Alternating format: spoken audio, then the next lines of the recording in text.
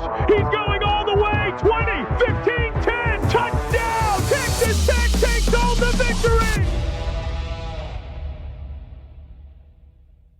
Welcome to another episode of the Broadway Shuffle. I am Brennan here with Conrad, Zyler, and Clayton. And holy mackerel, Texas Tech took care of business in Salt Lake City. We are going to get into Texas Tech's dominating win over Utah, a 34-10 victory. We've got Brice Pollock coming on the show, who had a great interception. Texas Tech starting cornerback.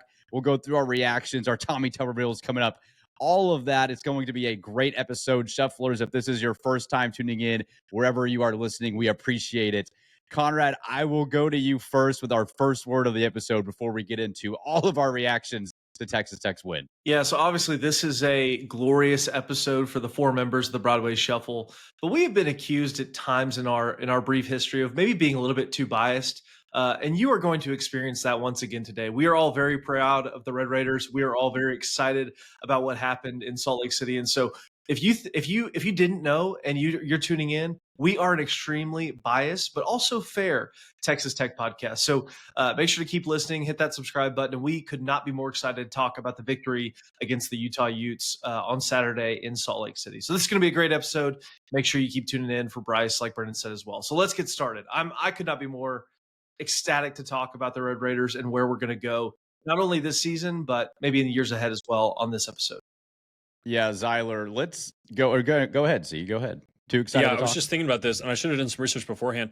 I don't remember the last time that you held a Power 4 opponent to 3 points through 3 quarters of football. Hopefully somebody can do the research and let us know in the comments. I can't remember that at any point. But that was an unbelievably impressive performance. I think we're going to break down a lot. We'll go quarter by quarter. We're going to break down the offense. We're going to break down the defense. Couldn't have been prouder. If you missed the Texas Tech Burnerverse moment of euphoria after this game, it was electric. It was an all-timer. Really, really got after it. Apologies for all the people that we maybe called out, but it was a really good time. We give it as good as kind of we get it. So we have to take a lot of punishment, and we gave out a lot of punishment this past Saturday. It was a lot of fun. Now, Clayton, Conrad could say we're biased, but we went 4-0 in our predictions. The experts on television sure didn't get this game right, and we did. So biased or just smart, you decide as you're listening. But I don't even know where to start here, dude. It was something watching this game for so long. We've thought, okay, you need to score here. We were texting. I think Zyler was one of the best messages we've had. You're like, how many times are we going to say this? Where it's like, you need to go score here. You need to go score here. The reality is you didn't. You didn't need to because the defense was so dang good. Clayton, what surprised you the most about this game on Saturday? And how excited are you for the rest of the season after seeing how good the defense was? Yeah, I was I was expecting a good defensive performance, but definitely not to that level. I can't say that I expected that. And I feel like you could tell early on, I can't remember how early in the game I said it, but I said to y'all that like 17 points and I think you'd win the game because you could tell that, I mean, they just could not get anything going. They had the touchdown that got called back, which obviously if that guy stays downfield, maybe they put up a better fight. But other than that, and then the 52-yard like dump off where they did end up scoring on that drive, they really did not get anything going. I mean, even the 3 of their points came off of one of our penalties. You could just tell that they were overmatched, which is, I mean, I feel like going forward, this defensive line is just going to eat up most of the offensive lines you play. If that one has 2 first-round tackles and it's, widely regarded as one of the best O-lines in the nation, I think if, a team doesn't have at least a very good offensive line, it could be lights out just from that aspect of the game. So that was super encouraging to see. Yeah, Clayton, to your point, the Utah offensive line per PFF graded out at 58.6, which is pretty much a horrible performance. And by all accounts and measures, that should be the best offensive line that you face the rest of conference play. Now, that's not going to mean that you're going to face better receivers, and I think you're very much going to face better quarterbacks. But Brennan had talked about it, almost all summer, that this was really the measuring stick for your team. You were going to go up and play a team that has beaten teams like Oregon and USC, really, really strong teams, by saying, we're going to out-physical you. We're going to out-physical you. We're going to outman you. We're going to run the ball down your throat, and there's nothing you can do about it. And we just stopped that from the get-go. If you look at the stats before their little fourth quarter explosion where they got over 100-yard rushing, they had 26 carries for 73 yards. They were averaging less than 3 yards a carry. And you just completely shut down their rushing attack. And that includes the sacks, but we only had one of them. So it really didn't take off too much. And just a completely dominant performance from the defense. You couldn't have asked for much better. They were unbelievable. Yeah, Zyler, to your point on what I've been saying all summer was, show me when you need to win on the road, what it takes to win a Big 12 championship. How physical can you get? Can you get the stops you need to get? Can you force the turnovers you need to force? And they answered all of those questions for me. I was pleasantly surprised at how good you were on defense. We saw the guys' physicality against lesser opponents early on in the season, but you mentioned Utah is one of the most physical teams in the conference, if not outside of you, probably the second most physical team in the conference. And so to get all those questions answered this early, what I said this summer was all I will need to see to believe in Texas Tech is the game against Utah. And I am drinking all the Kool-Aid now. I saw everything I need to see from the defensive front, from Brice Pollock, who we'll get to talk to here in a little bit, and to the physicality, even on the offense, the offensive line. We can talk about the penalties, we can talk about the turnovers, but in pass pro, they were actually pretty good when they weren't snapping the ball without each other or moving backward before they needed to. It actually looked okay. And dude, Jacoby and Cam Dickey. I mean, we talked about what's it going to look like missing Taj Brooks. You can't replace Taj, but these guys are certainly being very productive and running with physicality too. I'm impressed across the board. I'm not trying to sit here and say we're going to the Natty. I know I'm going to save that for Conrad, but it's just something that was, I know this is going to piss people off, but when Joel Klatt was like, you wouldn't expect this type of performance based off the decal on the helmet.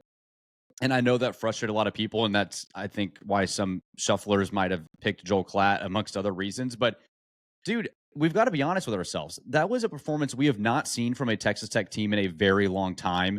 And boy, is it exciting. Yeah, it is. But at the same time, too, I think, like I've been saying for months now, you have to look at things pre-NIL and post-NIL, because once NIL was instituted, Texas Tech has been a completely different program. Obviously, it's well documented. And so the fact that he would just say that now, I just feel like almost all of that tradition, not that it is meaningless, but man, it's just you can't think that way. Like you just can't. That's not right. I mean, Texas Tech has more resources than pretty much anybody else in college football. And I told Brennan this earlier today. This Texas Tech team has a Florida Gator on their helmet, top 5 team without question.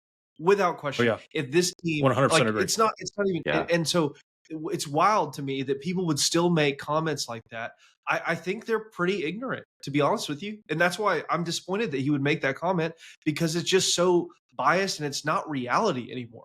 And obviously it's kind of offensive because we're Texas Tech fans, but you cannot look at Texas Tech historically and say, well, that's who they're going to be now. Just like you can't look at Alabama and say that's who they're going to be now, or Oklahoma or Texas, maybe more Texas just because of the resources. But I find a comment like that to be, I just don't think it's the best way to see things, because that's not reality anymore. Agree, disagree, push back. Would you be on my side with that statement? Because when I heard that, I was like, Joel, you know better. Like, you know better. Am I off base, or was he a little bit wrong? Preach, He's Conrad. still sad that we fired Matt Wells with a winning record. Has there ever been a worse take on a Tech coaching search than wondering why you fired Matt Wells, given Probably not. Where the Tech program is and where Matt Wells is? And nothing against Matt Wells. I think he's a great guy, but golly. Yeah. Z, I just feel like to that point with what we saw on Saturday, this is a team that is clearly bought in. They've bought into what Joey's preached. What's next? 1-0, take it a game at a time. You can tell these guys are not getting in over their heads. They know why they came to Lubbock. To win a game like that, and dude, you had to face adversity. The offense went through a huge lull. You lose your starting quarterback in the first half. You've got to bring in Will in the second half, who played phenomenal. We'll get to that here in a second. And you had to continue get stops. Like, it wasn't like, man, I hope the defense can just hold here. They were owning the game. It wasn't like this is getting lucky. They purely dominated that entire game, 1 through 11 on that side of the ball. I've never seen a Texas Tech defensive performance like that on the road when you needed it. Against a good team, against probably a top 25 team. One thing I want to get to just on national perception, I saw a USA Today article, and it pointed this out. When Ohio State last year spent a lot of money on their roster, it was perceived as them going all in on winning. When Texas Tech did almost the exact same thing this offseason, every single player was talked at as being bought and paid for, as a mercenary, as somebody who just cares about the money and doesn't care about winning. And to Conrad's point, it's just a horribly unfair mischaracterization. I'll take what Dan Lanning said when Mike Gundy commented on this. Like, I am thankful to be we're thankful to root for a team. And, Joey's obviously very thankful to be at a program that is invested and committed to winning. That's all that it is to it. None of this was illegal. None of this, every team had the opportunity to do this, and Tech getting characterized by it. And every single comment being about how expensive this DL is and how expensive this roster is drives me nuts. Blanchard, the general manager for Tech, when they were talking about what you had to pay for these guys and people accuse him of paying over value, he's like, I don't care what I had to pay. I got the player. You tell me who had a bad deal. Like, that's the stuff that does bother me a little bit. And I'm thankful to be upset about that than not a game and a loss that we might have had. But that stuff is really, I'm with Conrad. It drives me nuts. Let's talk about how good the team is. Let's talk about, and I think Brennan, and we said this all offseason, not just Brennan, but the reason you have a coach like McGuire is not because he's one of the 3 best defensive play callers in the country or that he's an offensive savant. And he's good at those things. I don't want to take that away from him. What he is really good at and what you hired him at is, managing a team, managing people, managing a roster. And the early returns on that are phenomenal. He is the perfect person for this job and doing what you tried to do this year. Now, he may not have been the perfect person 10 years ago or 20 years ago, or even, maybe he won't be the perfect person 5 years from now. But for this particular moment of college football and where Tech is and what we're doing, he is the perfect person to be leading your program. And I cannot applaud him and the staff enough for how they've managed this. Clay, can I make a comment on Joey too that I thought was interesting? Conrad, sorry, real quick. Did you see how calm he was in his interviews? Like, even during the game and after the game? Like, remember during Iowa State, I love the passion he had, but you could tell he was really emotional. Like, it felt like he was maybe not too big for the moment, but it felt like he was really wearing his emotions on his sleeve. He seemed more reserved. Like, hey, I think Jenny Taftat said, you guys had a great defensive team. He's like, we're a defensive team. Like, and it was just like, he is just as focused as the guys are, obviously, but it's like, he's really focused on what's next. Like, we have a mission this year, and until we get to that mission, I'm not going to overanalyze or over-emotionalize the situation. I just feel like he's in a really good place with this roster and this team, too. I'm just getting that sense from him based off when we talk to him, what I'm seeing on TV. It just feels like a different Joey, too, Z. Like, he's almost decided to say, I am going to keep it here a little bit more closer to the vest until I can actually celebrate what we're here to do. Are y'all getting that sense too? Yeah, I agree. I feel like it's partly him probably maturing as a coach, but also partly just like him knowing that he actually has the players now. I feel like one thing that stood out is I don't think did we go for a single 4th down in this game? No, I was about to bring that up, Clayton. So that 4th in, what was it, 8 on probably the 40 or the 38, I don't remember the exact down and distance in the third quarter, where we chose to punt it instead of kick the field goal. And then we had another one, I think, in the second quarter. It was very much toss-ups, and prior teams and probably the numbers would have told you to go for it, and we didn't. And I actually kind of agreed with it. Yeah. I didn't know if you guys had any other thoughts on that. No, I completely agreed. I mean, the way your defense was playing, like I felt like if you made them drive 90 yards, they just wouldn't be able to do it. Also, shout out to Jack Burgess. He had an incredible phenomenal it was phenomenal game. Unbelievable. Yeah. Yep. Yeah. If So we I were feel giving like- MVPs, he was one of them. He was unbelievable. Yeah, go Well, ahead. thinking Conrad. about it too, when you have a defense like this, you don't need to take gambles. I mean, you truly don't. I mean, they're gonna get the team off the field. I mean, not that it's ever gonna be uncalled for. You got a 4th and 3 from the 35 and a big game on the road in Tempe. Go, like, yeah, I'm not mad at that. Like, on their 20, on their 35. Not your 35, but at the same time, if you got dudes like this, like David, like Romello, like Brice, like J-Rod, I mean, I'll send them back out there every single day because I know it's going to turn out well more often than not for the Red Raiders. Well, and especially with the game script, like it'd be different once again. Like, I think if you're playing a better offense where, and spoiler alert, when we talk about the Utah offense, I wasn't particularly impressed. if you're playing a TCU, you're playing a Baylor and Arizona State somewhere down the line, I think maybe you do need to be a little bit riskier when it's just not a guarantee that you get the ball back immediately. But especially, later in the game, it's like, why take the risk? Why allow this team a short field potentially? I thought those decisions make sense, and all decisions make sense when you win. But even in the game state, I made a mental note of that. Like, I agreed with this at the time. Wasn't going to criticize it if somehow it came back to bite you. Okay, well, let's get to the Utah offense, Z, real quick, compared to the Tech defense. And then, yes, we are going to talk about how good Will Hammond was in the second half as well, too. What shocked you about Utah and how Tech was able to stop the run? And then, obviously, Dampier did not look to be nearly as efficient of a passer as he might have led to be the first 3 games. What was a surprise about Utah and our ability to actually shut their run game down? Yeah, I think, man, the interior of your defense, and then 2 things I want to say on the defensive line that really bothered them. One, they just could not get anything inside on the run. Lee Hunter, Skylar Howard, man, if you just go back and watch the plays that Skylar's on, he makes so many plays where it's not actually his assignment and he just makes a play. But then being able to rotate in bodies, being able to rotate Anthony Holmes in and Jaden Cofield, and if Duda Banks wasn't having a kid, rotate him in, that helps more than we realize. I mean, we all remember the times where you had to play guys the whole game at defensive tackle. Jalen Hutchins and Tony Bradford, those guys would play 80% of snaps, and by the end of the game, man, they're pretty worn out. But if you can imagine having both of those guys and having them be fresh the whole game, helped you a ton. And then 2, Dampier has the worst deep ball of any FBS quarterback I've watched this year. It's just, he has no touch, he has no timing, he can't hit it. And I think your cornerbacks had something to do with that. They were physical at the line. They were throwing off a lot of the timing, but he just cannot throw that with any real accuracy. I know he had the one deep ball that did get called back, so maybe you'd question that. But the one outside there to their tight end where it would have been a walk-in touchdown, I mean, it was not even close. I mean, not even close to a good ball.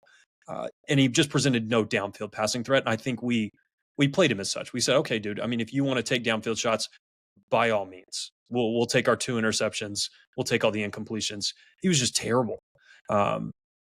And I think he's a dynamic athlete, and I think they have a pretty smart offensive coordinator. You just put him under a lot of pressure. Yeah. Okay. Well, Clay, what about on the offensive side of things for Texas Tech? Let's transition to that a little bit. The Barron injury, the slot, he obviously comes out of the game with looked like to be a late hit on the handoff on the run. Looks that he got a little dinged up there, and then comes in, tries to kind of slide, gets hit. What are the thoughts on that first half there? Yeah, I thought honestly the offense was playing fine whenever the ball was in play. They were killing themselves with pre-snap penalties that were killing drives, putting you behind the sticks consistently. And then Barron had 2 bad throws that probably shouldn't have been interceptions, but did end up as interceptions that really killed you, took points off the board. But I thought they were moving the ball fine.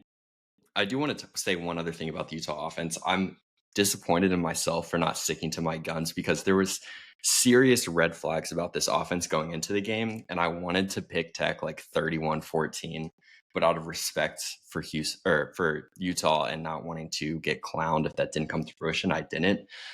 But I mean, I feel like the sheer fact that they have multiple defensive players that they're playing on offense and not in like special situations, but on like 1st and 10 from their own 35, and that's not seen as a red flag is kind of funny to me. Like, I feel like if Tech was playing Brendan Jordan on offense, do we think that would be because he's so explosive we got to get him the ball, or because our receivers are not good? And I feel like that was just largely ignored by everyone going into the game. Everybody thinks they're Travis Hunter. Yeah, exactly. Yeah. And I actually do think that Smith Snowden was their highest graded offensive player this weekend, which is funny. I'll say I said this during the game. I texted you guys this. I felt like I was watching a running back play quarterback for Utah. Like, I just was not impressed with Dampier's passing ability at all. And I think if they would have had maybe a better passer at quarterback, they may have been able to move the ball better against us. But just because, like you guys said, there was no downfield threat, it was like, what are you gonna do? And that's the thing that kind of it's a big deal, obviously, playing up front like this. But if they would have had a better passer playing the quarterback position, I think that would have actually made a big difference. Not saying they would have won, not saying our team wouldn't have been ready, but I do think they would have maybe got some more yards if they did have that, but they didn't. So All right. Welcome to the show, Brice Pollock, Texas Tech cornerback, coming off a dominating victory in Salt Lake City. Brice, welcome to the show, man. How you doing today? Good. How about you? We're doing great. We're blessed to have you on here, man. First question, want to get right to it. Obviously, the Utah game, it was hyped going in. What is Texas Tech going to look like on the road? How's the defense going to handle the pressure, the Utah running attack? And, dude, you guys answered those questions pretty soundly, I would say.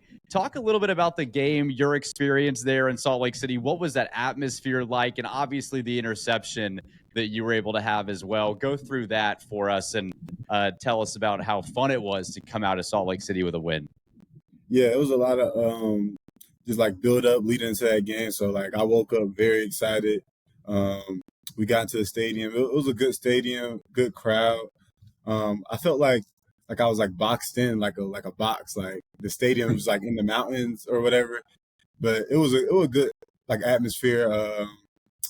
The fans were chirping at us. We were chirping back. So it was good when I made the interception. I get to silence them a little bit. It was cool. So yeah, I mean, making plays on away games is always good. But it was great experience. Brice, I got to ask, you pick a ball off and then the play ends. Are you trying to find your teammates first? You trying to find the other team to talk? You trying to talk to a fan? Who's the first person you're going to go say hi to? It really just depends. Like if it's a away game, I'm trying to find the opposing team and just talk a little smack. But if it's a home game, I'm trying to find my teammates for sure. I always celebrate my teammates. Yeah. You know, you've played in a lot of environments. You played at Mississippi State prior to being at Tech. How did this atmosphere at Rice Eccles compare to some of the places that you've played at previously? Yeah, I definitely played at louder stadiums, but it was definitely up there. It was up there for one of the loudest stadiums I played in, and it was a pretty nice stadium too. So, like, I've never been to Utah, so it was good to see that too, like the mountains and stuff. Yeah. Very cool. Very cool. Yeah, Brice, I'm sure you guys are confident going into every game, and we're confident Saturday. But what does like a win like that do for y'all as a team going forward, especially knowing that like on the defense side of the ball, you guys really shut them down for the entire game? Yeah, it builds a lot of confidence because we played three pretty they were good teams, but they weren't on the level of Utah. Yeah. Good answer, Brice. Yeah. Very professional. So, I mean, knowing we could do that against the 16th ranked team, it gave us a lot of confidence. A strong run-heavy team. We know we can stop the run with ease now. And when we force them to pass it, we're going to take advantage of that too. So it gave us a lot of confidence, for sure. Brice, you guys, you know, when you go into an environment like that, what's the message from the coaching staff, from kind of the leaders on your team? I know you're one of the kind of the alphas on that roster. What are you guys telling each other? How do you get ready for the game? You know, how do you calm some of the younger guys down that have maybe never played in an environment like that? What was that like going into the atmosphere?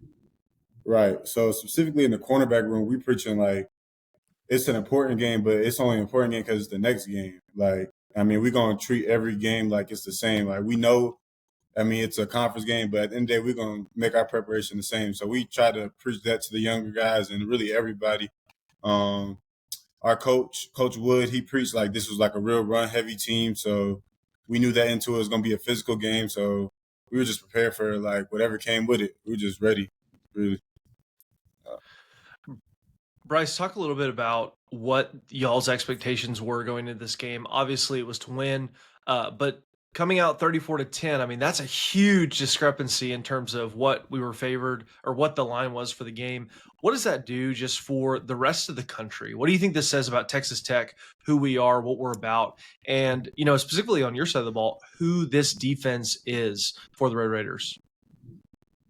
Yeah, I think it lets everybody know we're for real. We're not to be slept on. We're trying to win the national championship. We're not trying to win just the Big 12. You know what I'm saying? So I think everybody got a real like answer of why like some of the transfers came here. We didn't come here just to come here. Like we came here to win, and we saw something in Coach McGuire and Coach Wood's defense, and I think it's really showing like on the field now, and it's gonna keep showing for the rest of the season. So.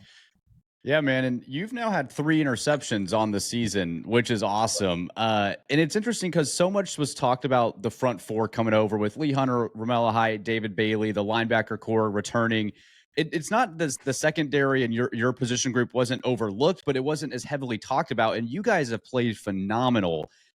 What is it like kind of seeing how many stars you have in your entire unit on the front four and the linebackers, then also knowing that you can play free? I mean, you can play aggressive and look for opportunities to jump passes and make interceptions because you trust the guys in front of you. Right. Yeah. It makes me play way more free. Like just knowing that the guy next to me is like an All-American, like J-Rod or Lee Hunter, another All-American, just guys like that, just rushing after the quarterback. I know the ball going to come out quick. I can sit on routes a little more. I can play more aggressive because I just know it got to come out quick. You know, sometimes they'll match protect and the ball doesn't come out quick, but I'm confident in my play too. So, I mean, we all just work together, and I mean, that's why we're really such a good defense. We all trust each other, and we really do like bond together, and we're pretty close. So you can tell, man. It's awesome. Yeah. Brice, obviously a big win, and I think you mentioned it a little bit earlier. How do you keep the team focused, after a win like this, coming down from a win like this, to, kind of talk about the rest of the season and not get too ahead of yourselves, read too many of your own press clippings? What's the mentality inside that room, and how are you guys going to attack the rest of the season? All right. So we had like a lift this morning, and the first thing the strength coach said, Coach Lance, was like, what's next? Like, that's our biggest thing. Like, what's next? That's like our quote we always say. He told us that was like that was a big game, but that's not our goal. Like, we're trying to win the Big 12. We're trying to win the national championship. So that's in the past now. We gave ourselves a pat on the back, and now it's time to move on and get back to work, really. Like, we got a bye week coming up. So just work hard this week and get better, get ahead. So, yeah. Brice, you also have with your position coach, Darcel McBath. What is that relationship like? I know he coached you at Mississippi State, and now he's here at Tech, and you ended up following him here. Speak a little bit on your relationship with Coach McBath and what that's been like. Yeah, it's been good. I've known him since high school. Obviously, he recruited me to Mississippi State. So, yeah, we still got that connection. He's still a hard coach. He hasn't changed that part. He's still getting on me. But it's made me better, and he makes everybody in that cornerback room better. And, yeah, it's been a good relationship, from the moment I stepped on campus. Yeah. Very cool. Talk about learning Shields' scheme a little bit. I feel like from what people say, it's like he kind of empowers his players. The scheme is simple and really just trusts his guys to make plays. How do you feel like you've fit into his scheme so far this year? Yeah, I feel like what you said, he really does trust his guys to make plays. The defense doesn't really change too much because he trusts us to go execute the plays he does call. He doesn't really got to change too much. So I think I fit in perfectly. He trusts me to go lock down whoever I got to lock down on that island sometimes, and then he trusts me in a zone coverage too. So, and he'll send me on the blitz sometimes too. So I like it all, really, and I think I executed pretty goodly. I'd say so. Yeah, I think so too. Brice, so obviously people say a lot of things about Lubbock, Texas. A lot of people who've never been there like to hate on it. They say all there is dust storms out there, terrible weather, all that stuff. Yeah. You obviously know that's not true, having been here for quite a while now. What are your thoughts on the city as a whole? And if you're going to get, maybe a burger, some food, where are you going this week during the bye week? So I love Lubbock. I really do. And it's way better than Starkville, Mississippi, for sure. There's more stuff to do. A lot of people are like, why would you want to live in Lubbock? But I really love Lubbock compared to Starkville. But anyways, I think my favorite restaurant here is a place called Cheddar's. Y'all know Cheddar's? Oh, yeah. Mm-hmm. Yeah. We don't have Cheddar's where I'm from, so that's my favorite restaurant. And so yeah, that'll probably be my favorite to go get something to eat. Or I like Raising Cane's. We don't really got Raising Cane's where I'm from either. It's pretty far. So I like going to Raising Cane's. Those are my two. Fine dining, man. I appreciate that. You're a man of culture. A simple guy, huh, Brice? Yes, sir. I'm pretty simple. Yeah. That's good stuff, man. That's awesome, man. Well, hey, we appreciate you taking some time to join our show.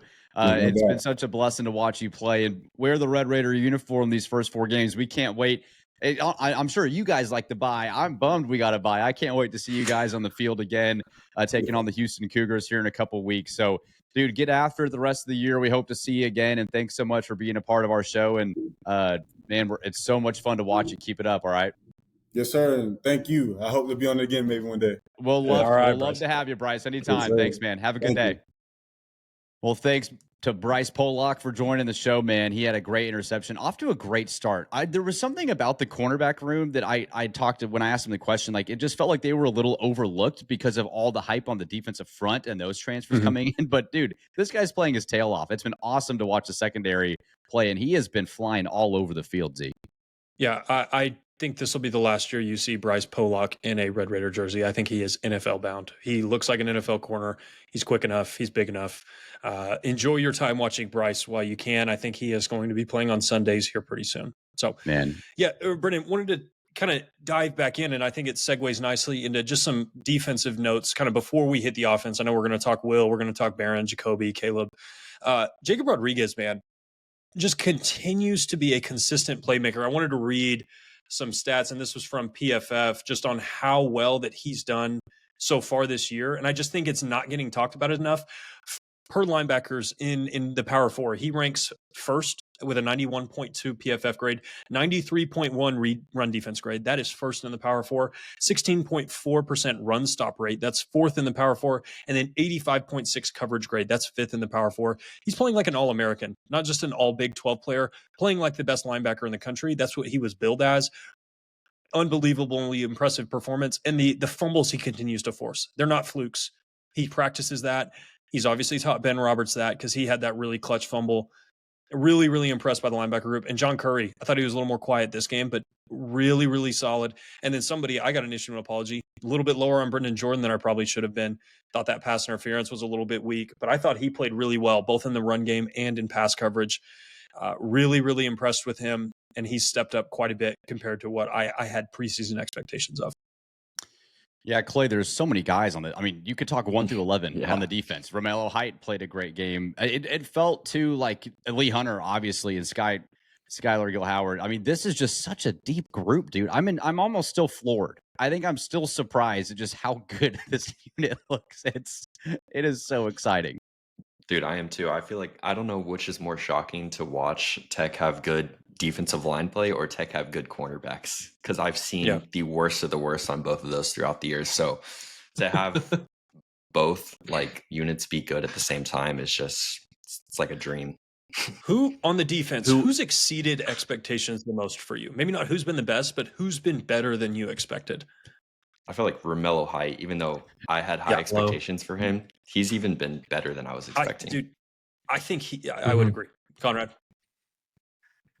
Yeah, I mean, Ben Roberts has been, obviously we know he had a great really freshman year, sophomore lull a little bit, but he has been absolutely fantastic this year. And so didn't really know what to expect. I mean, we knew Ben was a good player, right? Like that was never a secret. Just with last year, you were thinking, okay, how is this going to work out in Shield's system? And he has been absolutely incredible. And so Ben Roberts would be my answer. Brennan, what about you? Yeah, I was probably going to say Romello as well, because so much was talked about Lee and David Bailey, but Romello coming over from Georgia Tech, there wasn't really a ton of he hadn't played enough football, it seemed like, to really see how dominant he could be. And dude, I mean, that guy, at the Oregon State game, I was standing on the 30-yard line. He ran right by me, and I was terrified. And he wasn't coming after me. He just ran by me. And I was still like, dude, that's a big dude, man. He's fast. He's athletic. He's been crazy impressive. So, man, but there's so many guys we could get into on the defense. But I do want to transition us to the offensive side of the ball. And then we'll get to our overreaction or realities and our Tommy Tubervilles of the week. Offensive thoughts here, Z. Where do we want to start? Yeah, I think one thing that I was encouraged by was the ability to switch up what we were trying to do offensively after, Utah showed some pretty good moxie stopping you. And I'll also credit the stadium, so many false start penalties, and I feel like almost all of those were stadium induced, at least 6 or 7 of them.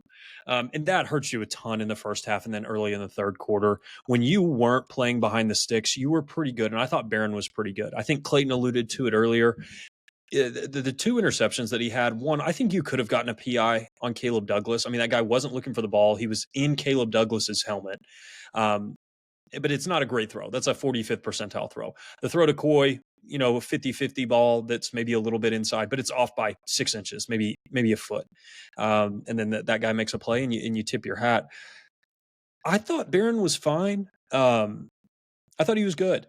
But once again, you've just got an elite crop of playmakers at the wide receiver position. Caleb Douglas was excellent. Reggie Virgil had a huge series on the third down when Will came in. He caught that ball over the middle where he was going to get nailed by a 6'5", 240-pound linebacker, and he made the catch. And then he high-pointed a ball next play down the sideline, made a really acrobatic catch. Incredibly impressive. Terrence Carter remains incredibly impressive through contact. You've just got an elite group of pass catchers out there that are helping your quarterbacks out a lot. I thought Reggie even made that catch on the sideline that the refs reviewed and said wasn't a catch. I thought that was pretty clearly a catch. Maybe that's my, Red Raider tinted glasses, but I came away most impressed by your pass catchers, man. They are, and this is a good Utah defense, the best defense you'll probably see all year in Big 12 play. And I thought they looked very, very capable. Clayton, biggest thought on the offense? Yeah, I agree. Everything with Zyler said about the pass catchers. I mean, the athleticism from that group, I feel like really jumps off the page. And honestly, that was something that I was a little concerned about going into the year, mainly on like a slot guy that can get open. But I mean, with Coy in the slot, I really have no concerns about that anymore. I feel like another thing that was encouraging to me was that we were able to get a run game going in the second half, because in the first half, it's not that, I mean, honestly, I feel like we just weren't even trying, to be honest. We kind of went into the game expecting that their run defense was going to be good, and it was. So I was happy to see us like stick with that and actually get something going in the second half. And the fact that you easily had a better run offense than Utah, I feel like is really encouraging. And then, yeah, I think I mentioned it earlier, but like the offensive line, if they're not committing pre-snap penalties, I actually think is really good in pass protection. And I don't think there's a lot of venues that will play at the rest of the year, sans maybe like Arizona State and K-State, where I think they can really affect us with the pre-snap stuff. So I was encouraged by that as well. Yeah. Conrad, thoughts on the quarterback play? Oh man, you had to go here, didn't you? We have finally arrived. If you were listening this far in, you were probably listening not only to hear us gloat about how good the Texas Tech Red Raiders are, but also to talk about Behren Morton and Will Hammond. I'll agree with Zyler that Behren wasn't bad. I don't know that I'd say he was good though. I'll say he was above average. I think you would have won this game for sure if Behren stayed in. Obviously, the explosion that happened in fourth quarter when Will was there. I mean, we know Behrens a very, very good quarterback, and I'm glad to know he's okay. And I'm assuming he'll continue to be your starter going forward. We have to say this about Will. I mean, the stat line for him was something to behold. He showed something special, and we knew this about him, but 13 of 16 for 169 yards, 2 touchdowns, 0 picks, 8 carries for 61 yards rushing with a long rush of 32 yards. I mean, as a redshirt freshman, 19-year-old, that is special. Like that's different. You see very few people that do that. Obviously, he played great last year in a very hostile road environment in Fort Worth with all 12,000 fans there for the Horned Frogs until the end. But this was obviously a different level in terms of where this team is, Utah, than even what TCU was last year. And so just really impressed with Will. Bummed for Behren, glad he's okay, but you've got a special quarterback in Will Hammond, and I think everybody knows that. And I think that should be pretty apparent not only to Red Raiders everywhere, but also to the rest of the country after what he did on the road in Salt Lake City. Clayton, any thoughts on the quarterback play, Will Hammond, Behren Morton? Obviously, good to have these two guys on our roster. For sure. I think you hit it on the head that I still think we would have won this game with Behren, and I didn't think that Behren played bad, but Will came in and absolutely balled out. I mean, that might be the best game that he ever plays at Tech, and that wouldn't even be a bad thing. But yeah, I mean, I feel like you were bound to break through eventually, because most of the stopped drives in the first half were self-inflicted, but I did not expect it to end up with what was it, 24 points in the fourth quarter. I didn't expect it to be to that extent. It took Will Hammond 13 completions to do what it took Devin Dampier 38 pass attempts to do. Outpassed Devin Dampier in 1.5 quarters worth of work.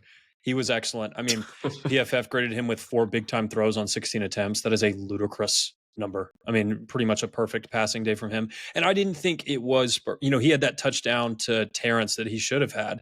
I thought that was a miss. And he took some really gutsy throws. I mean, that throw to Caleb over the middle in the third quarter was risky. I mean, there were 2 guys right there and you had to float it over and he fired that thing. And then the one to Coy Aiken where, I mean, that had to be inches away from Jackson Benny getting that ball. Really, really, really solid performance. Solid's the wrong word. I was incredibly impressed by Will and what he did. The poise was great. His ability as a rusher is another element that's really nice that he brings to the offense. But again, I totally echo Clayton's sentiment. I think Barron is capable of making all of those throws. Barron can make that throw to Terrence Carter for the touchdown that Will had in the fourth quarter that kind of sealed the game. He can't run like Will can, but I still believe in Barron. I think he's a great quarterback, and I think he's proven he's the leader of this team, and I expect him to be the guy that trots out there next Saturday. Next Saturday, yeah. I mean, he will. And Barron, it seems like all reports that Barron will be fine, just a little dinged up, and getting the bye week will really help, obviously, his health. And look, if you've listened to us for any certain amount of time, especially over the summer, and if you've been a shuffler for a long time, you know where my heart is, and that's with the Storm and Mormon. And it's hard because I really like Will Hammond a lot. I think he's great. He played phenomenal. He did exactly what I thought he could for your team. And his athletic ability, there was a specific play. It wasn't the 32-yard rush. It was actually, I think it was a 2nd and 9 or maybe 3rd and 6 or so. It was a play where a guy's coming off the left edge and Will feels it and kind of spins out of it and gains about 4 yards. And I just thought, like, that's a mature quarterback play. And and then he got down. So he didn't take this. He was able to avoid the sack, get a couple yards, and get down. And maybe we didn't see him do that last year, but to me, that's a sign of growth. And so just on a specific Will conversation here, I thought that how he even handled the little plays, just managing expectations, getting the guys set, huddling up, calming down the offense. It just seems like everything dropped a level for Will when he was able to get in. And yeah, he made great throws. I mean, I know some of them were risky, but the throws to Douglas on the outside, the one to Reggie, I know the game was over, but still, like, those are dots, and that's things that on the road, regardless of if the defense is tired, I don't want to think of excuses why it's like, well, whatever. He made the plays, and it was awesome. In regards to any sort of quarterback controversy or anything, look, Barron's going to start against Houston. I think Barron should start against Houston. Barron, I'm not going to overly judge Barron because he had one average half on the road against a tough team, but I'm equally as impressed with what Will was able to do in that same game when you needed it. Because you could have won the game 13-10 maybe, but when Utah scores and the momentum's shifting and you go right back down and score and Will says, hey, don't worry about it. I mean, that showed moxie, dude. That just showed moxie for a kid. So I'm excited for the future with Will. I still think Barron's going to be good. But man, what a freaking performance. I mean, that was just crazy to watch because you still needed the points. He did benefit. Oh, go ahead, Clayton, please. I was going to say, I also think Leftwich did a really good job of easing him into the game because for me, if I was the OC, knowing like how good Will is and he comes in and you see the Utah safeties creeping down into the box, I would call like a shot immediately, and maybe that would have worked out. But he definitely didn't get too aggressive right off the bat and like called some easy stuff to let him get into the flow before he began taking shots down the field. I know if I was in there, I would have called one of those sideline passes to Caleb right off the bat. Yeah, and maybe it would have worked out. And I loved from Leftwich's perspective when Will threw that ball to Caleb. That, I mean, maybe an inch too far. Caleb usually makes that catch. And then to go right back to it and say, you know what? I do not believe that corner can hold you. Like, I love that. Just like, okay, perfect, Caleb. We see that you can beat this guy. Let's just do it again. That to me was just like, F you. Like, F you. I don't believe in your ability to cover my guy. Let's do one-on-one. And I think we'll win this more often than not. Loved that call. But the throw, he did it twice. Like he barely missed. I would say he didn't miss him. Caleb kind of dropped it, could have caught it, and then he throws it right into the basket. Like he's like, okay, maybe that one was a fingertip too far. Let me show you this one, Caleb. Catch this one. And I just I loved it, dude. There's so much to get into. We don't get to gloat like this very often. And there's still 8 games left. We haven't won anything yet. And I understand that. But the last time that if the Broadway Shuffle was doing a show when we were all 16 years old, the last time we could have reacted to a game like this would have been 2013. So, we're going to talk, and there's so much to get into. But let's get to our overreaction realities to kind of segue into that. I've got one question for you guys here. Texas Tech will be playing in Arlington in December. Overreaction or reality? Reality. I think reality. I don't. Conrad's I been think thinking that's that since the Kent State game. no. I've been thinking that since like the day spring classes start, and then it went up a little bit when David Bailey decided to come to Lubbock. So no, this is. I think that's. I mean, can we buy tickets for the Big 12 championship yet, or should we? Or are they even available?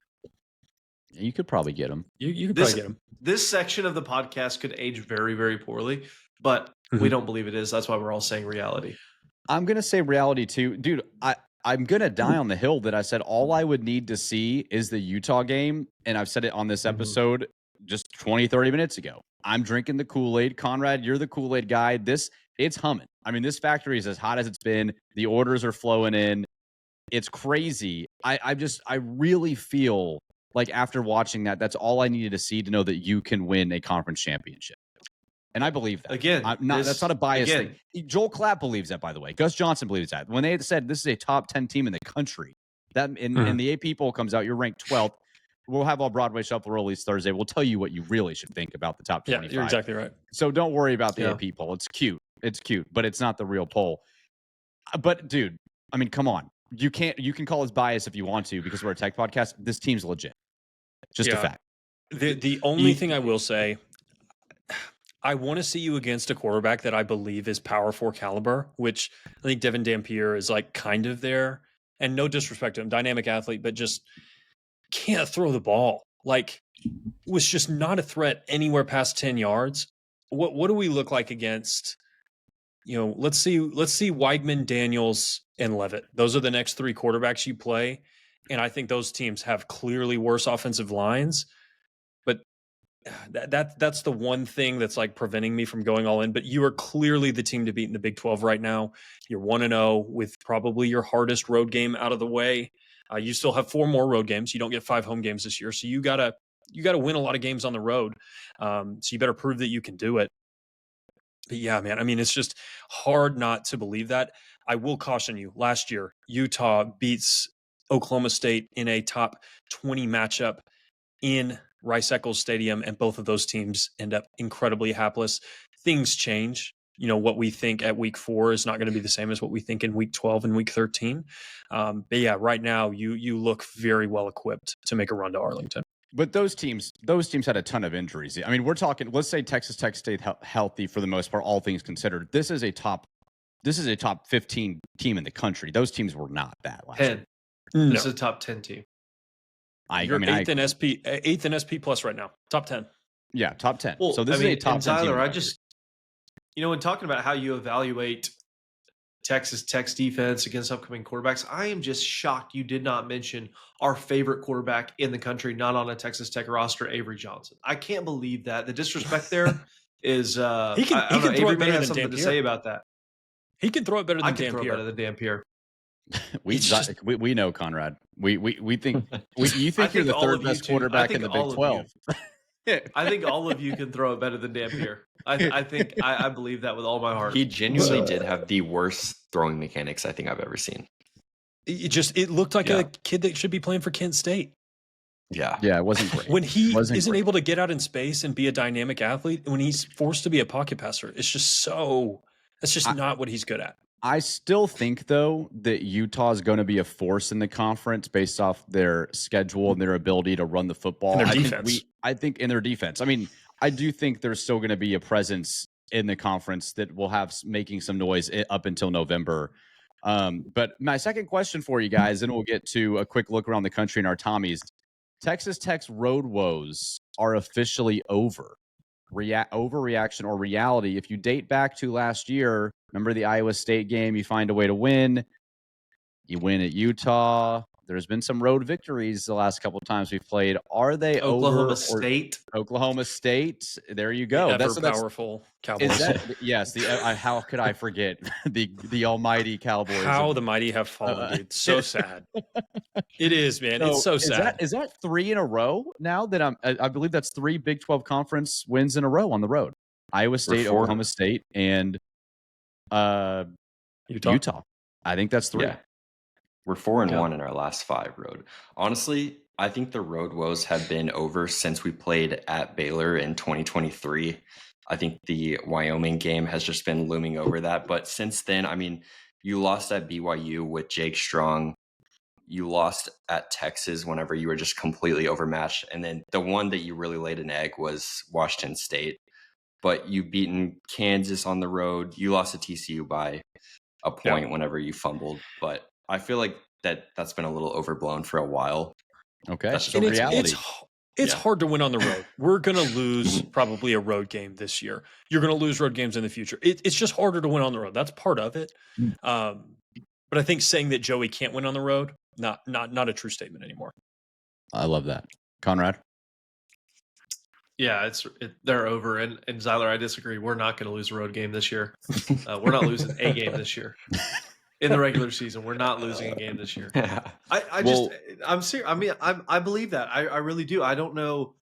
Assuming you stay healthy, I just don't know. And the thing is, well, we still, we're talking 4 games in. This defense is going to get better. Like it's unless without injury, you're not getting worse. Like they're only going to get better. They're only going to get more comfortable. So I really don't think we're losing a road game this year. Like I really don't. Even though we're everybody's Super Bowl, I just really don't think we will. You're 4 games away from getting Chapman Lewis back too. You're really good safety last year. Yeah, so did I forgot about that too. I honestly forgot about Chapman. I mean, Chapman, we love you. I just I forgot he was coming back this year. Z, but I guess too, thinking about just to look ahead while we're thinking about the road games, are you more or less confident in the offense specifically? Is it a testament more to Utah's defense? You've got Arizona State. You've obviously got Houston coming up after the bye, then Arizona State on the 18th, Kansas State coming up as well on the road, and then you finish with West Virginia. So out of those 4 games, are you more or less confident in the offense, just offense specifically, going into those games than you were going into Utah? Yeah. Utah has the best defense. Now, I think Houston probably has the second best defense you'll play on the road. They're going to be a challenge. They've been better than I've expected, but yeah, I think Utah should have been on paper your toughest challenge on defense, and they were good. I'll tip my cap. They've got great players. They're fundamentally sound. They made you beat. The plays that you had to make to beat them. It's Cam Dickey. Evades a bunch of tackles and runs in the end zone. Will Hammond has to throw a ball that, just almost barely gets to, like, you had to play a really good game to beat that defense. And I don't want to take anything away from them. Their offense didn't do them any favors. So many 3-and-outs where it was just, all right, boys, you're right back on the field and Tech's going to come right back at you. That defense will probably be one of the best in the conference by year's end. I think you may be the best defense in the conference by year's end, but yeah, I think that is the best one that you will face all year. So that's good news, Conrad, for you wanting to go or predicting to go undefeated on the road. That's good news if you've already taken down the best defense you'll play on the road the rest of the way. So, all right, let's get to some look around the country real quick before we get to our Tommies. Gosh, man, I mean, this was a weird weekend in college football. Indiana demolishes Illinois. That was crazy. Clayton, you were right about the Illini there. Oregon State, by the way, I had talked last week about how some Power 4 teams were struggling with lesser opponents and Texas Tech had not, and that could be a good omen for the Utah game. Oregon State, a team that you made look like a FCS school, hung in there with the number 4 team in the country in Oregon for a little bit. Ended up being 41-7, but they hung around longer with Oregon than they did with you. Oregon handles them, though, so that's another good sign for Tech. In the Big 12, you had Arizona State knocking off Baylor and then TCU over SMU. Guys, biggest thoughts from the country games this weekend? If you forget that the Cowboys are in the Big 12, it was a really good weekend for the Big 12. You had UCF that knocked off UNC. The Big 12 dominated the ACC this season. Really, really good week for your conference if you're into that sort of thing. From that perspective, TCU, the win over SMU, probably the biggest of those. But yeah, that's kind of what I thought of those. The Illinois, man, I don't understand how Utah loses to Tech and drops out completely the top 25, but Illinois gets beat by almost 50 on the road and is still in the top 25. What have they done this year to prove that? That was weird to me. It's conference bias. I don't know. I'm just on Twitter pointed out that in ranked versus ranked Big 12 games, the winner will move up 2 spots and the loser will drop 8. And then SEC and Big 10, the winner will move up 8 spots and the loser drops 2. And that's honestly so accurate. It's so ridiculous how that happens. Gosh, that's weird. I didn't know that. So yeah, in the Arizona State Baylor, I had this thought too. I wanted to get y'all's opinion on it. It's good that Arizona State wins that game for you because you get them head to head. You don't want to deal with any potential tiebreakers towards the end of the year. So you want the teams that are playing like TCU, Iowa State, Baylor, that are on your schedule to beat those teams. Correct? Because then you can just go take care of business. Or I was trying to think, like, who do I want in this game? Do I want Baylor? Do I want Arizona State? How should we measure those conference games where you're not playing the other team but might get the team? Are we rooting for them or rooting against them? I'll go to Conrad. Who are you rooting for in the Arizona State versus Baylor game? That's not even a question. I was sitting there just really being like, Sam, do something. Like, just make this happen. I will say though, as we look around the country, we need to look to 2 things that I think our listeners will care very deeply about. And that are the attendance numbers at McLean Stadium in Waco and the attendance numbers at A&G Carter Stadium in Fort Worth. Abysmal. I mean, I couldn't even imagine being a Baylor fan or a TCU fan for lots of reasons, but my goodness, I guess there are a lot of people out there that also cannot imagine being Baylor or TCU fans because they're just none of them in the stadium. So it's just, man, it's tough times. And could you, no disrespect to our friends down in Waco, but could you imagine sitting there with Dave Aranda as your head coach? Yeah. That's tongue in cheek. But could you imagine sitting there with Dave Aranda as your head coach, knowing that Joey McGuire was on your staff? Like, could you imagine that? Like, that would be really hard for me to live with as a Baylor fan. I'm not a Baylor fan. I'm a Texas Tech fan, obviously. But, man, the attendance as we look around the country in Fort Worth and in Waco, a tough sight to behold. Not a problem we have. Yeah, that's a good point, Conrad. Any chance you get to just kind of put a demeaning tone to TCU and Baylor, I think is great. I will say this too. Of all years, this is the year I'm so upset we don't get to play either one of them until maybe the Big 12 championship. But that's all looking likely because I don't know. It could be, especially it could be a beautiful sight. A game against TCU in Lubbock this year would have been insane. The way that both teams kind of look. The TCU offense looks really good. TCU defense doesn't look that great. They look good, but that would have been an incredibly fun matchup. And I hope that we get it maybe in Arlington. Should be a lot of fun. That would have been a lot of fun. It's going to be a great couple weeks in the Big 12 because you get a bye week, so you'll get to see some of these other teams and just kind of enjoy the Saturday off, see where some of these teams fall, and then going at Houston, which not a lot of teams are talking about, but they play Oregon State on Friday. So we're looking at a potential another undefeated road game for the Cougars, potentially being 4-0 if they're able to take care of Oregon State on Friday night. So, man, it's going to be a lot of fun. The Big 12 is just so fun to watch. It is. Yeah. Who are the teams? Who are the teams that you guys have in the Big 12 that you're like, yes, I think they could win the conference? Let's say it's not Tech. Not Tech. I'd go TCU, Utah, Iowa State, Arizona State.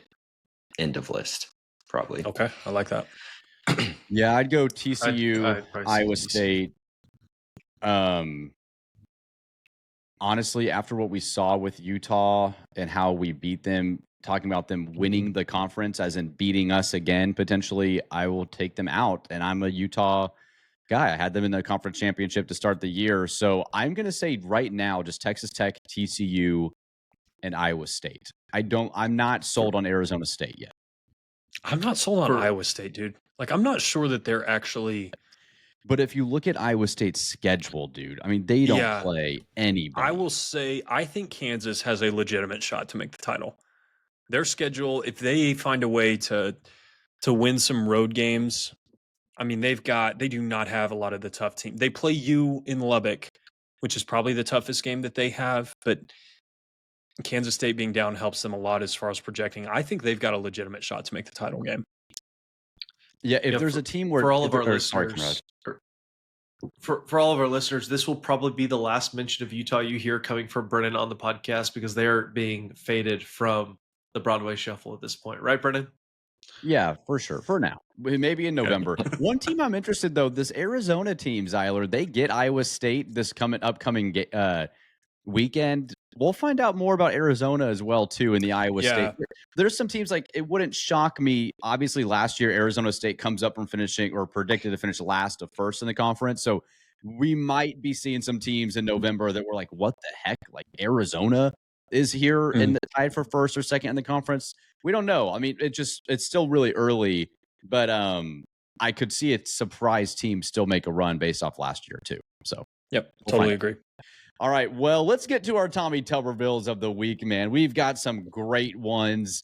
Shufflers, we love your entries on X as well, too. We'll get to you. I'm going to go ahead and start because my prediction, my dream of me being a smarty pants when it comes to college football is officially over after the Clemson Tigers have now fallen officially off the wheels, losing to Syracuse at home.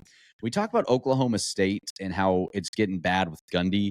This year with Dabo, dude, they were fourth to start the year. A lot of people were high on him, Clayton and I included. I picked them to play in the national title. I was game. high. Zyler was too. Zyler was also very high. And so I on Clemson, not Conrad, not Conrad. And so officially now after the loss to Syracuse, 1-3. They were down to Troy at halftime. It looks like it's only going to get worse for Clemson football. Just fraudulent. That's the definition of fraudulent. You start fourth in the country and you're 1-3, and you can barely beat Troy at home. You deserve to be the Tommy Tuberville of the week, and that's who I'm going with. Sorry, Dabo. I no longer will ever. How bad is LSU if they could barely put them away? And we'll find that out too. Syracuse and Georgia Tech kind of dominated. We'll find out. LSU beat Florida. Not that Florida's great, but they also beat Florida too. Are you talking about the 1-3 Florida Gators who lost to USF? Could easily be another Tommy. Hey, last time I checked, they've got Gators on the side of their helmet, so they are automatically a top 25 team no matter what happens. Yeah, the decal. The decal helps. Yeah, it's the decal. Yeah, Joel agrees with that. Joel Klatt. Joel agrees with that. Z, who's your Tommy? Mm-hmm. Yeah, I'm going to take a book right out of Conrad's playbook, and we're heading down to Waco, Texas. Two things. The attendance at that game for the defending Big 12 champs and your Big 12 opener at night, it was putrid. And I'm not going to attendance knock it. You know, I've been to some poorly attended Tech games, but there's no reason, especially after that win against SMU, should have a lot of hype going into that game.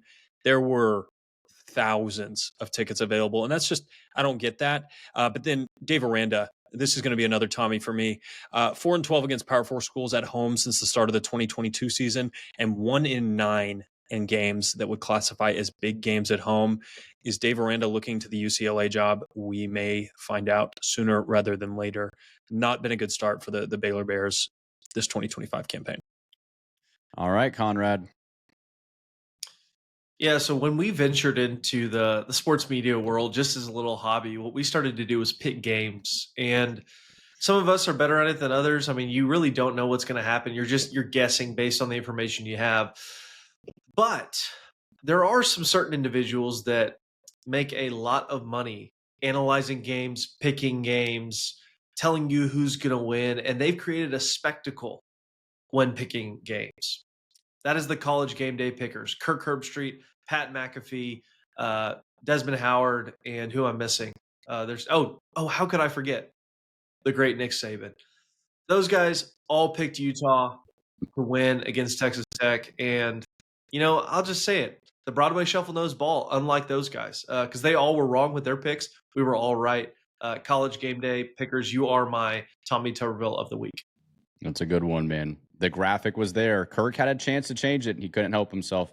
Clayton, who you got? Yeah, mine is kind of off the same vein as Zyler, but my Tommy this week is Nebraska head coach Matt Rule. He lost to Michigan this week, which brings his head coaching record versus AP top 25 teams to 2-23. He has not beaten a ranked team since Patrick Mahomes was playing at Tech in 2016 against Navy. He's, I think, 0 for his last 22 tries, did not win a single game at Baylor, hasn't won one at Nebraska yet. I realize that the AP top 25 is not the end all be all, but sure, you would think he would luck into at least one. Ironically, Nebraska as a program also hasn't won a ranked game since 2016, so they're the perfect match. I think if it doesn't work out with him, they should maybe take a look at Scott Frost. I mean, he's won 16 straight games at UCF, so maybe they'll look there. Yeah. But yeah, Matt Rule, my Tommy of the week. That's a good one, dude. I triple played them in our pick'em league. I was thinking maybe it's Nebraska's time. Michigan looked sluggish against OU, and even then, dude, you can't knock them out. So, Z, who are the shufflers got? Who'd we pick on X this week? This was so many people. It would take me too long to shout them out. I'll read a list here in just a moment. But the shufflers were not happy with Joel Klatt, Brennan's hero. They were very upset with his commentary on our kicking game, saying Stone Harrington did not have the leg, and then he proceeds to nail a 58-yarder. And then the decal comment, I think, got a lot of people really fired up. So, Joel Klatt, you are the shufflers Tommy Tuberville of the week, and I think that is a pretty good one. And it was recommended by a lot. It was Lubbock Lob. It was. Let me look at some other guys. There were so many. Hold on. It was all over the place. Yeah, Joel's not Joel's, Deerblind. Minister of Massa, they were all over the place. So shout out to you guys for your Tommy Tuberville submissions. Yeah, not Joel's finest moment, but I'm not holding it against him. What I am holding against him is I messaged him and emailed him multiple times to try to come on our show for a preview. Why, Joel? Why would you not join? That's another reason why he's the Tommy of the week. He wouldn't come on our show, man. One day we'll have him come speak for his crimes against Texas Tech. Hopefully on the Broadway Shuffle. So, man, what a great reaction episode. Make sure to like this video and subscribe to our channel as well, and follow us on Instagram and TikTok as well, so you never miss all of our short videos. Clayton's dropping a new documentary coming out soon, the Broadway Shuffle, an epic story. That'll be out in 2027. It's going to take a while to edit it, but short videos and reels and such of player interviews and all that as well too. So going to be a ton of fun. We appreciate all the shufflers out there. Z, close us out, man, with our Tech trivia. Yeah, I wanted to shout out one of the MVPs of the game. Jack Burgess punted it 6 times in the game against Utah. How many times did he land it inside the 20? Any of you know? Quattro. Yeah, I was going to guess 4. Inside the 20. I'll go 3. He had 5 inside the 20. Wow. Insane ratio. And Let's especially given the one where we were punting from like our own 10, he was excellent and did a great job keeping you in that game. No shanks. Really, really underrated piece of your win on Saturday. So we had so much to get into. We didn't even mention the Stone kick until our Tommies and Jack Burgess too. But special teams was awesome as well, man. We got to do like a part 2 reaction. I just feel like there's so much more we could get into on this. Gosh, what a great win! I just want to keep talking about it. I know. We didn't even talk about Jacoby Williams. I don't think we talked about Lee Hunter. Like, I mean, we could have gone another 40 minutes. Should we? Nah, I know we gotta go. I know we gotta go. But man, it's gonna be a ton of fun. We can talk a lot about it on Wednesday too. But Jacoby Williams, that run, did you guys like see Jakeem Grant? Like I felt like it was a flashback for me. Like I saw that happening, and I saw number 11, and I got all giddy, man. He is a stud. But great weapon. We will be back on Wednesday. Thursday morning. We record Wednesday night. We might have a special interview coming up for you guys as well on Thursday. We'll look ahead a little bit into the Big 12 slate for the weekend and recap again this Utah-Texas Tech game. What a win for the Red Raiders. We hope you guys have a great week. We'll see you on Thursday. So for Conrad, Zyler, and Clayton, I am Brennan, and we will see you guys next time on the Broadway Shuffle. Wreck 'em. He makes the catch. He's going all the way.